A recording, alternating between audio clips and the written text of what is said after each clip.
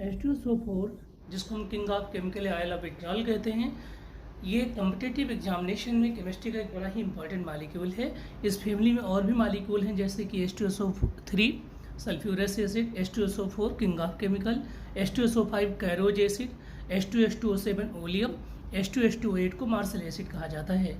Actually में जब हम कहीं भी H2SO4 को प्योर स्टेट में स्टोर करते हैं तो उसके ऊपर SO3 गैस जाकर के जमा हो जाती है, इसको हम फ्यूमिंग H2SO4 भी कहते हैं। इसी मिक्सचर को ओलियम कहा जाता है। अब हमें पता लगाना होता है कि ओलियम में कितना SO3 है, तो इसके कंटेंट को प्रेजेंट करने के लिए हम एक तरीका अपनाते हैं 10x% ओलियम।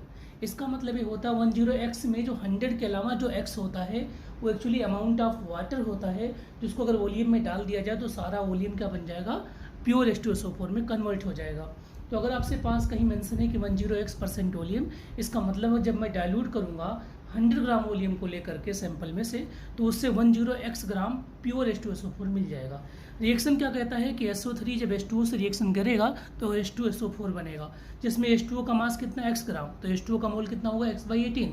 लेकिन रिएक्शन कहता है जितना मोल वाटर का उतना ही मोल SO3 का, तो SO3 का मोल भी क्या हो जाएगा x/18। इस हिसाब से अगर मोल ऑफ SO3 मेंशन है तो वेट ऑफ SO3 ऑलरेडी मिल जाएगा। कैसे, मोल को मॉलिक्यूलर वेट मतलब कि 80 से मल्टीप्लाई कर दो, तो वेट ऑफ SO3 ही क्या है, परसेंटेज SO3 इन ओलियम। अब इसको निकालेंगे क्या, मेन चीज़ है x निकालना। तो 100 के अलावा जो कुछ भी आपके ऑप्शन में है वो x है। जैसे कि 109% ओलियम में x कितना होगा, 9 हो गया। अगर x 9 हो गया तो वेट ऑफ SO3 कितना हो जाएगा, 9/18 इंटू 80 मीन्स 40%। एक क्वेश्चन आया हुआ है PGT में कि 118% वॉल्यूम की लेवलिंग है। आप बताइए कितना SO3 का मास होगा, तो x कितना हो गया, 100 + 18 मतलब 18 हो गया। तो 18/18 इंटू 80 दैट इक्वल टू भी 80%।